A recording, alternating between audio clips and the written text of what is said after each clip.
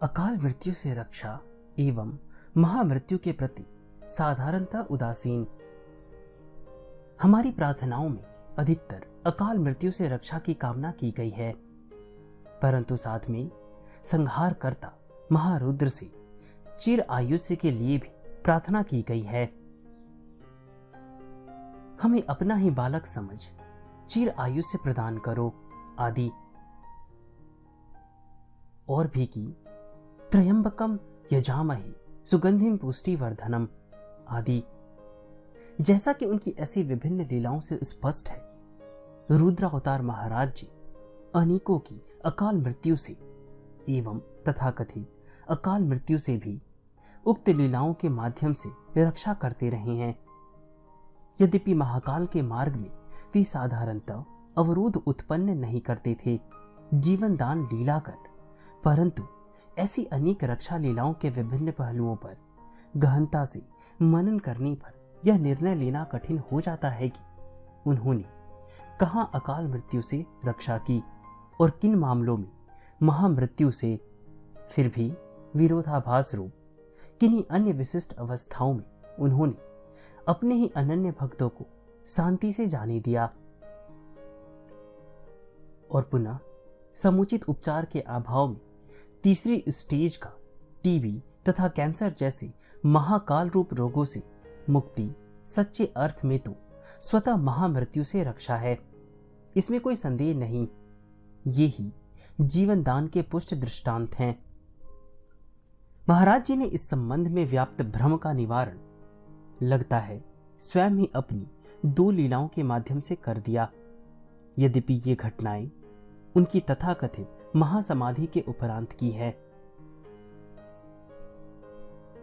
पहला, श्री आर के जोशी की पत्नी रेखा का वर्ष 1975 में मेरठ में एक मेजर ऑपरेशन हुआ था।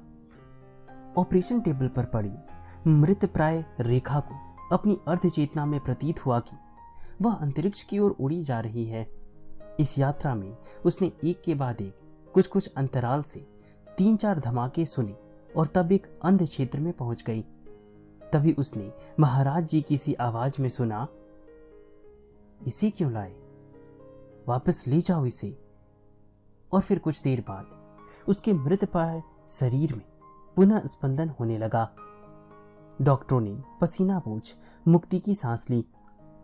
पूर्ण चेतना आने पर रेखा ने अपना यह विचित्र अनुभव हम सबको स्पष्ट शब्द चित्रण द्वारा बिना किसी प्रकार से भ्रमित हुए सुनाया और श्री मां के कुछ ही दिनों बाद मेरठ आगमन पर उन्हें भी सुनाया। दूसरा, किहर सिंह जी का स्वास्थ्य एकाएक बिगड़ गया कैंची में। पूर्व से ही दिल के मरीज उनको अर्ध निद्रा में हार्ट अटैक की अवस्था आ गई। उसी चेतनाहीनता में उन्होंने पाया कि कुछ विचित्र आकृति एवं वेशभूषा वाले लोग उन्हें पकड़कर उठाए लिए जा रहे हैं और तब एक विशेष तेजोमय क्षेत्र में पहुंचकर पाया कि सामने ही महाराज जी बैठे हैं। इन्हें देखते ही बाबा जी पहले तो अत्यंत प्रसन्न दिखे और फिर चिल्ला उठे, इसे क्यों लाए। वे लोग बोले, महाराज इसका समय पूरा हो गया है। तब बाबा जी और भी जोर से बोले, क्या होता है समय, किहर सिंह मेरे हुक्म से यहां आएगा, ले जाओ इसे वापस। और कुछ देर बाद पसीने में तर किहर सिंह जी चैतन्यावस्था में आने लगे। सगुन एवं निर्गुण दोनों रूपों में बाबा जी द्वारा आती हुई मृत्यु से, यानी अकाल हो चाहे महा, रक्षा के कई दृष्टांत प्राप्त हैं। कुछ को तो इसी पुष्पांजलि में दिया जा रहा है और कुछ का वर्णन अन्य प्रसंगों के साथ किया गया है। महामृत्यु के बाद भी जीवन दान दिए जाने का सबसे पुष्ट एवं सर्वविदित दृष्टांत श्री बद्री विशाल स्वयं हैं, जिन्हें बद्रीनाथ में जन्म के बाद ही मृत हो जाने पर महाराज जी ने अपनी अलौकिक शक्ति से पुनर्जीवन प्रदान कर दिया। बद्रीनाथ में घटित इसी लीला के फलस्वरूप इस पुनर्जीवित बालक का नाम ही बद्री विशाल पड़ गया।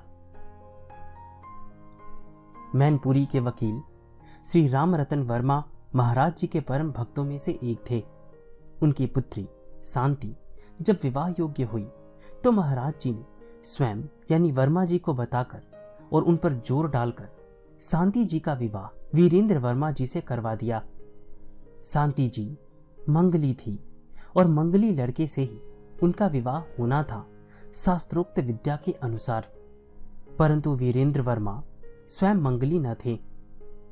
होत व्यवस्था ऐसी की उनके घर वालों ने न तो शांति जी की जन्मपत्री मांगी और न वीरेंद्र जी की ही भेजी, वरना शायद वह विवाह ही दोनों पक्ष न करते।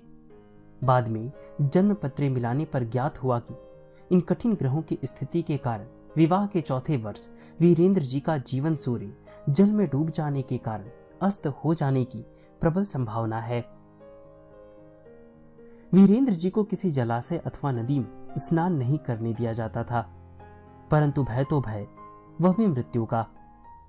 किसी भी घटना अथवा दुर्घटना के कारण जिसमें जल की ही मुख्य भूमिका होती, ऐसा हो सकता था। अतः दोनों पक्षधारी सदा चिंतित रहते थे। परंतु यह विवाह भी तो महाराज जी ने ही तय किया था।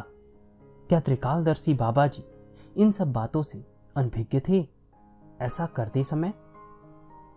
कुछ काल बाद बाबा जी आए और वीरेंद्र जी तथा उनके बुआ के लड़के आदि को लेकर नदी में स्नान हेतु उठा ले गए। पहले तो वीरेंद्र जी किनारे ही खड़े रहे, बाद में बाबा जी का आश्वासन पाकर किनारे ही थोड़े से जल में स्नान करने लगे। तभी बाबा जी ने पीछे से आकर इन्हें धक्का दे दिया गहरे जल में। ये तैरना तो जानते न थे, बह चले। सभी हाहाकार कर उठे।